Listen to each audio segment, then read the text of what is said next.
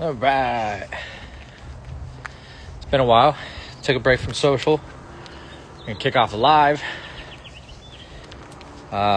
Just kind of going leading up to my birthday. 34. Every year on my birthday, I spend a little bit more time thinking about, where I've been, what I'm doing, what I'm trying to accomplish, kind of getting the mind right, make everything as passionately. Some people don't really understand riding around on a bike in a mask. To each their own, I guess.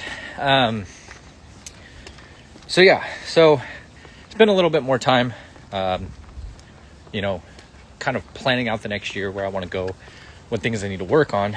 And there's a quote that I've always loved from Sun Tzu's Art of War, which is, know thyself, know your enemy.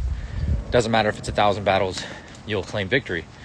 And it's this whole idea that 95% of victories and successes is won within the knowledge of oneself, how you respond to things, what your behaviors look like, what your patterns are. And so inevitably, every year on my birthday, or leading up to my birthday, I spend a lot of time kind of self-reflecting and trying to determine how I got from point A to point B, and then how I get from point B to point C. One of the quotes that I hear a lot. There's a little dog that's going to come after me. Hey, bud. Okay. Little ankle biter coming after my ankles. Setting off a bunch of dogs, so apologize. So there's a quote that I really like too, which is, what it took for you to get from point A to point B is not going to be what gets you from point B to point C. So you constantly have to adapt, adjust, and build. You have to learn. And so there are three really big kind of revelations or epiphanies that I had about myself in reading my books and sitting with my thoughts, staying off of social, doing whatever I needed to going into my birthday. And one of the first ones is I've always said that I'm hyper competitive. I've always told people that I'm hyper competitive. And then I kind of put myself in this space with truly hyper competitive people. And I'm not that competitive of a person, which is kind of a double-edged sword. Not being a competitive person, I don't really compete with people, so I don't really worry about being the best in any given space, because in my mind, I have so much self-respect and ego that I kind of already see myself as the best. So I really don't compete. But the downside of that is if somebody is better than me, it doesn't make me give a shit more. I don't work harder. I don't really give a fuck if you're winning. And so when you're around successful entrepreneurs, you're around successful people, they're very results driven. And so when you start, kind of going tit for tat, they're looking for the competitive side of things. They're looking for, I did this, so you better step up your A game. I don't really care. Growing up, I did a lot of sports, and that's why I always thought, when I talk to people, I'm very competitive. Don't get me wrong, I like to win. But for me, the hurdle is if it's just me, I don't really care about being the best. And I don't know if that's from just growing up with people like my family that were very negative and kind of shit on stuff a lot, or if that's just my nature. I don't know. But it's kind of a hurdle for me, because that drive to excel, to be the best, is very difficult for me, because that incentive that hyper competitive people have, I don't have, right? Somebody comes to me and they're like, oh, well, I'm the best at this. I'm like, cool, bro. I'm happy for you. It doesn't intensify my resolve to be the best. I don't know, that's just something I realized. And as I step into this new iteration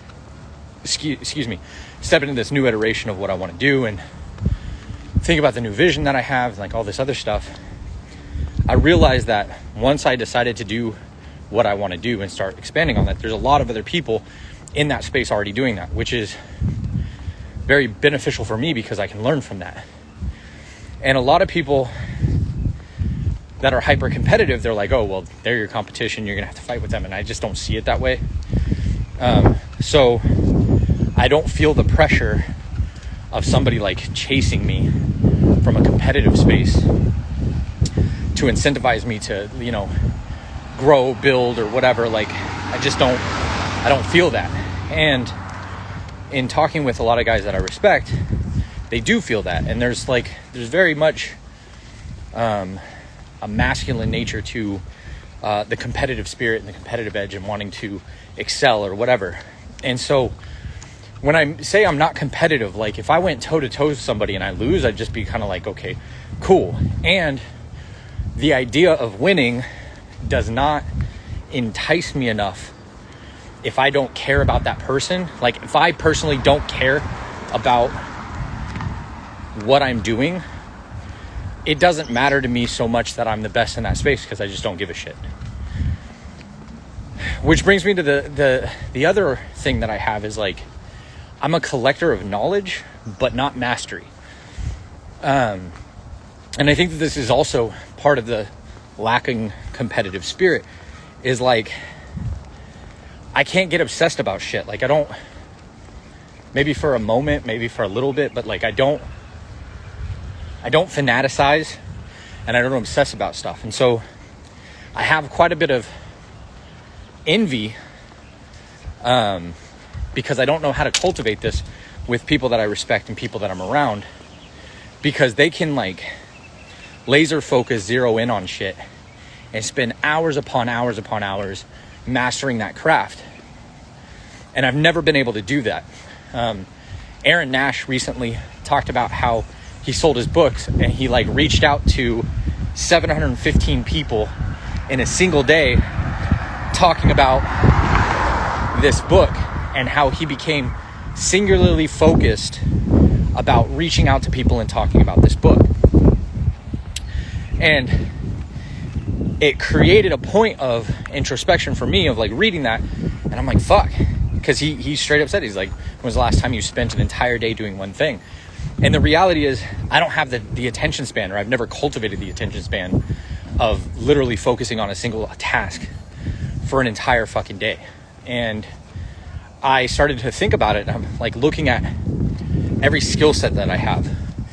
I collect knowledge, right? Like I learn, I go and develop a skill set, and I become proficient, but not masterful. Like I like guitar. I can sit in front of other amateurs and in the space of other people that maybe don't play all the time, and I can be proficient and play something nice, and people are like, wow, that's great. But I can't sit with a master guitarist and even be in that same space. And so because of that, like, there is definitely a hindrance in my lack of ability to obsess and fanaticize over various functions and constructs, right? Like I have a lot of skill sets. I have above average, like I have above average capacity for a lot of different skill sets, and I've collected and amassed them over the years. But I couldn't sit here and tell you that I'm a master at any one fucking thing. Like I'm an expert in helping people, or I'm an expert in talking, and I'm an expert in coaching, I'm an expert in like drawing people's strengths out. But if you were to look at like tangible skill sets, right, like woodworking or guitar or mechanics, right, like I have not dedicated myself, as Aaron Nash put it, wholeheartedly obsessed for one whole day, let alone months upon months upon months of collecting and developing a skill set for mastery. I've never done that. I've never had the capacity for that. And that's something that I believe at this point in my life, I'm realizing is a hindrance, because as I build out this skill set and I'm looking around at all these people that are building what I want to build, they're very specific. They're very laser focused, because they're very much like, I have mastered this part, so I'm going to handle this part. And in me handling this part, I know exactly what my parameters are, what my niche avatar is, who I can sell this to, who I market to, who I can help. And because I've dabbled in all these different areas, niching down that avatar for me, while I'm aware of who it is, I can't speak entirely from a place of mastery, because I just haven't really found something that I can obsess over for a lengthy amount of time and master that construct. So as I'm, sitting here looking at myself and saying, okay, like, this is where we're at. This is a real place, with complete honesty. Like, you haven't mastered shit. Like, you're not a master at anything. You're a jack of all trades, and you may be above average, right? Like, then, a large portion of the population, like, you may be above average, but you're not a master. Not saying you can't develop that mastery and sell that mastery and like coach people at the lower levels. I'm not saying that. I'm just realizing that I haven't committed myself to anything outside of the construct of committing myself to learning new shit and skill sets over and over and over again. Because I get to a point where I feel I'm proficient and I'm like, okay, like, I'm good at these things and I like doing these things. All right, I got it, move on. Now I'm interested in something over here.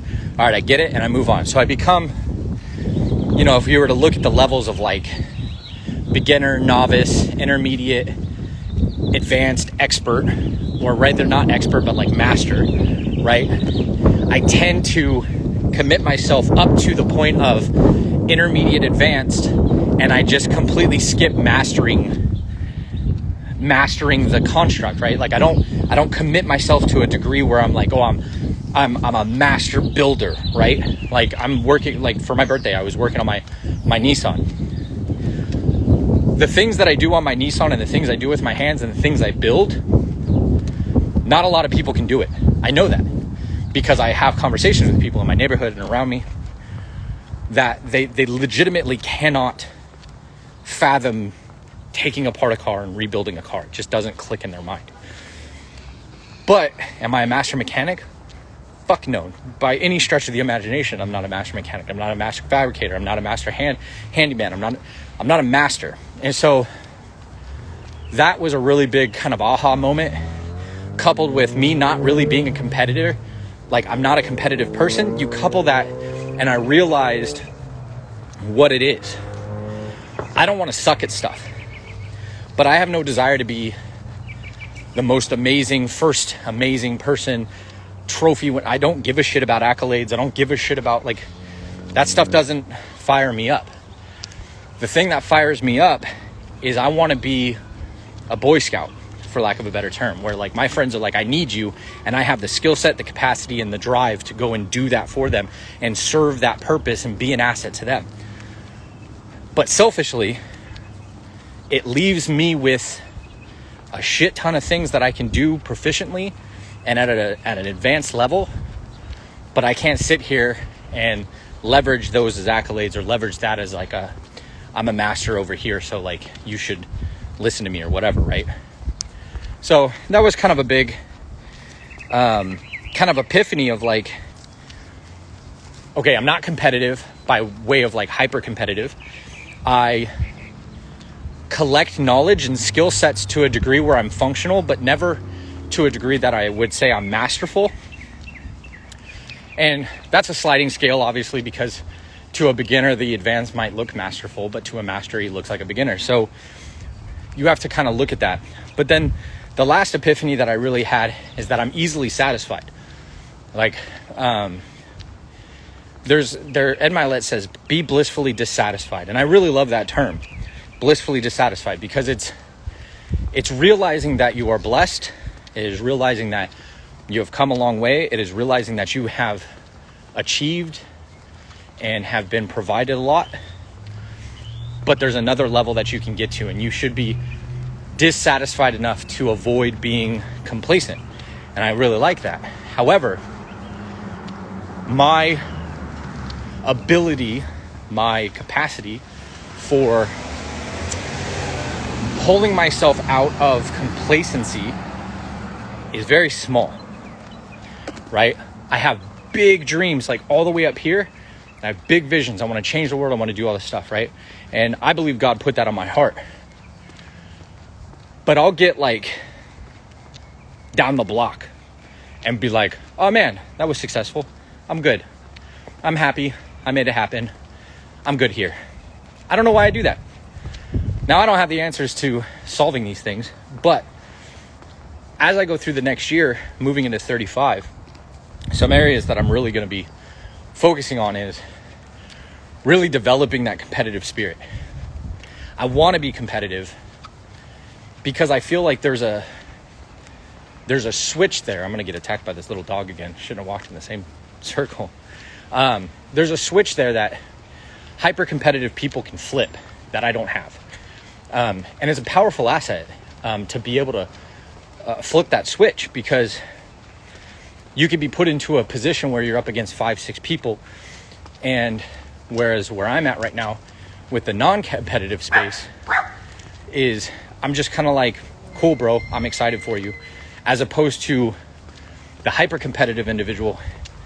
Not to be a douche. I'm not saying like, oh, I'm gonna fucking beat you, because I've been around some douchey hyper-competitive people, and they're like sore losers, and they're just really shitty people to be around. They take all the fun and enjoyment out of things. That's not what I mean. But I would love to have that extra switch flip available to me so that I could turn it on and be like, no, I'm becoming laser focused here. And 2, I really want to focus 34 to 35 this next year on finding something that I care enough about that I can obsess and fanaticize over. Like I don't obsess over anything. And this goes into every space. Like I could love people to the moon and back, love being around them, love them as people. I won't miss them. Every once in a while I would get hit with like, I miss you. But like that sentiment that people have where they're obsessed about their partner, they're obsessed about their kids or their family or whatever. And when they're not right next to them, they're like, I miss you. I don't think I've ever missed, this is real talk. This is me just being vulnerable. Like, and it's been a problem in the past. Like, I don't think I've ever missed a single fucking person. Like, not in the way that it's socially described as missing, like that longing. Like, I don't long or pine for people. And I don't know if that's a good thing. It's gotten me called a sociopath in the past. Because I compartmentalize compassion in such a way. And I think this goes back to obsession and fanaticism for like learning skills. I think so I apologize. I'm working through this as I'm talking. I didn't mean to get into this stuff, but yeah, I think that's part of it, right? Like I don't obsess or fanaticize over people. Like I can take or leave everything in my life. Like I become so easily compartmentalized because of the way that I grew up and the issues that I had and the life that I've led, that it's like I could take or leave you. And part of that like shows up in the word sure. Like people ask me, hey, you want to do this or this? Sure. Why? Because it's not that I don't want to do those things, or it's just like, if we do it, cool. If we don't, cool. Like I don't really have that, yeah, let's fucking do that, unless it's something that I want, right? And so that goes back to that like developing mastery, becoming a master in a craft or a function. I just don't obsess. I don't fanaticize about things and become like laser focused, deliberate on things. So I really want to fix that. Really want to work on that. And, third, I really want to focus on the long game, because like I said, I'm very easily satisfied. And this new vision, it's bigger than I've ever done. And I've talked about this a little bit. And as I build into it and I step into it a little bit more and lean into it a little bit more, I realize that there's a lot more people doing exactly what I want to do. Very similar in the way that I want to do it. And I'm not going to lie, part of that self-introspection and that reflection that I was going through leading into my birthday, I started to have those doubts where it's like, well, fuck, this person, there's like fucking 7 fucking people doing exactly what I want to do, building exactly how I want to do it, but they're already successful, they're ahead of the game, blah, blah, blah. So I was like, fuck. But then my faith, I believe in God, and I believe he put this on my heart. He didn't say, hey, here's this big vision, do it until you find somebody that's already doing it. He didn't say, hey, I give this to you and you're the only one I gave it to, and you should only do it if nobody else is doing it. That's not what he said. He said, this one is yours. He said, this is your vision. Since this is your vision, it doesn't matter if I gave that vision or a similar vision to 1 million people. This one is yours. So that kind of pulled me back. My faith kind of pulled me back out of that, of realizing like, God gave this vision to me. It's for me to go and chase whatever that means, evolve whatever it means. And so because of that, over the next year, I also want to focus on not allowing little wins to compromise or backtrack the ultimate goal, and keep my foot on the gas. And I think all three of these things, really, I think this is why it's such a big epiphany for me, is like all three of these things together are exactly why I'm extremely successful in a generic above average scope, but I'm not where I want to be. Because I don't have that flip switch for hyper competitiveness. I don't have the ability to obsess and fanaticize over developing skill sets, mastery, seeking a goal, and being content, easily content with minor success, right? And I've heard this at talks. I've heard my mentor Sean Whalen talk about it. I've heard Ed Milet talk about it. I've heard Andy Frisella talk about this a number of times, and it never clicked what they meant until this last week. Sitting back looking at my life, is I am easily content. I just have to do enough to say I didn't fail. And that's a very different experience and a different approach than I will succeed. Being competitive enough to say I will succeed. Being obsessed enough to say without a shadow of a doubt, no matter what, this will happen, my will be done, I'm going to do it. I literally just say I didn't fail. And try and get out of the wind here. I think that that's a big defense mechanism for me, of like growing up the way I did, and everywhere that I went, didn't matter how well I did, how amazing I did, it didn't matter how successful I was. There was always somebody in my close circle at the time talking shit. Oh, well, you didn't do this, or you're a piece of shit for even trying that, or you're a pretentious asshole because you think you're better than us, like all this stuff. And I let that stuff adjust me. And so now, coming out of that epiphany and realizing like those three major things, not being hyper competitive, not being obsessive about a goal, and being easily content with the successes that I get, I have to reprogram all of that defense mechanism, all of that wiring that I have under that. I have to now rewire that, because in order for the new vision to occur, for the new vision to take place, for me to succeed at the level and degree that God put on my heart and said like, okay, this is the framework, you're going to build it out. I'm not going to tell you exactly how to get there. I'm not going to tell you what it looks like. I'm not going to tell you the end state. I'm just going to give this to you and say, go get that. It is a challenge of sorts from a divine level in my mind, of like, okay, every success you've had up to this point, every goal you've set up to this point, every hurdle that you've overcome, that required this version of you. And now these three things are what are majorly holding you back. Reprogram them. And I'm not going to tell you how to reprogram them, but you got to figure out how to reprogram them. And so over the next year, going into 35, when I do this video again next year, my hope is that I have developed, and it's not even a hope, my intention, because hope kind of takes it out of your hands and makes it this unrealistic thing. My intention, and what I will be creating goal sets and deliberate action plans towards, is when I get to 35, it will be, okay, I can turn on that hyper competitive side of myself. I can become just innately consumed and obsessed with my goal sets and what I'm trying to do. And I can be exhilarated and enjoy those small wins without taking a step backwards and giving up on the big wins, because I'm content with the crumbs over here. And so those were huge. I have no idea how I'm going to solve these, but I'm excited for when I do solve these, or when I develop these, because one, it's the first time I've been intentional about them. Two, I think that this is an area that a lot of people misunderstand. I think a lot of people leverage either hyper competitiveness or hypo competitiveness, no competitiveness like I have, as kind of a shield, right? Oh, I don't care. I could do that if I want, right? That's like the non-competitive side. That's the shield of the non-competitive.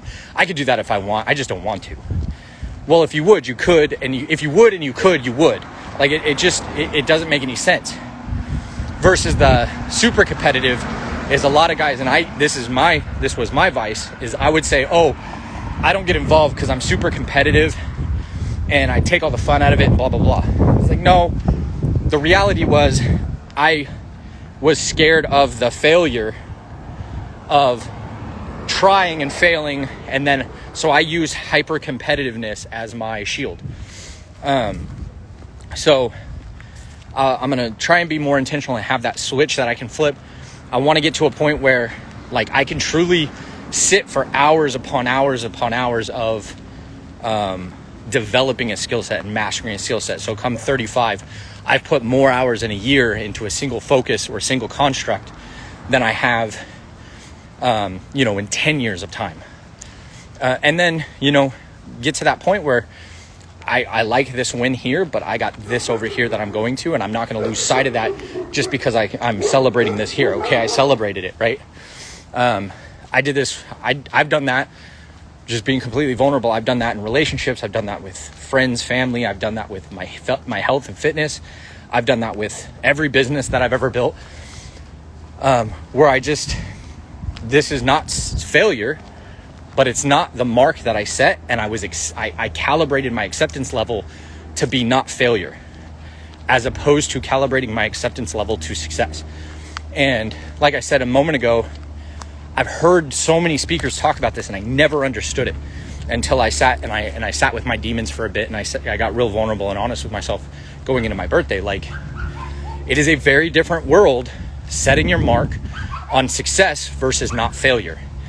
And for me, I've been setting my mark at not failure. And I think a lot of people do this. I know a lot of my clients do this. And it's what kind of gave me the knowledge and the perspective to really analyze myself, is helping other people gave me tools to help myself, which is great because you kind of get a soundboard on the opposite side where you're like, do I do that? Am I doing that? And so, this time next year when I do this video again, I will have that competitive edge. I will be able to flip that switch. I will be able to say I mastered a skill set and I put enough time into myself and into my skill sets and into my masteries to where I can say without a shadow of a doubt that this is where I add value to people. This is the asset that I am. This is what I'm built for. And then 3, really set goals like 1 year, 3 year, 5 year, 10 year, and not change that goalpost, and not set that at not failure, but set it at success, and do not stop until that's done. So I just wanted to share that, for posterity, because I'm going to do this next year as well. And I hope it helps you guys. Like, I truly encourage everybody to take the time, disconnect from fucking everything. That's what I did. I literally the same thing happened with the vision. I needed to work with my hands. So I went and I finished some chairs, doing some carpentry, got a new vision. This time, took some time for my birthday, became introspective, worked on my car, and these 3 things came to boiling to the top. And I think too many of us spend too much time in the noise. Oh, thank you. Too much time in the noise, too much time in the chaos that I like to say it's firefighting. We're spending so much time putting out the fires in our life. We're not building the kingdom. We're not building ourselves up. We're not building the empire, because we can't expand if all we're doing is infighting. And so I make it a point to disconnect often, so that I can remove myself from a reactive state, place myself in a holistic, proactive state, both mentally, emotionally, and spiritually. And when you do that, you'll find that the things that the answers you're looking for, the pieces that you feel are missing or disconnected, they start to fall into place. So highly encourage everybody to do that. And really appreciate everybody's well wishes and birthday wishes. I disconnected. I didn't say anything to anybody. When I came back, there were hundreds of happy birthdays and check-ins and things like that. So it did my heart good to see that I'm making an impact to a level where people are, knowing when I'm gone. So that's really cool. So really, again, appreciate it. Thanks for the birthday wishes. And I hope you guys have an amazing rest of your week. It's Wednesday. I don't know what you guys' weeks look like, but check you guys later.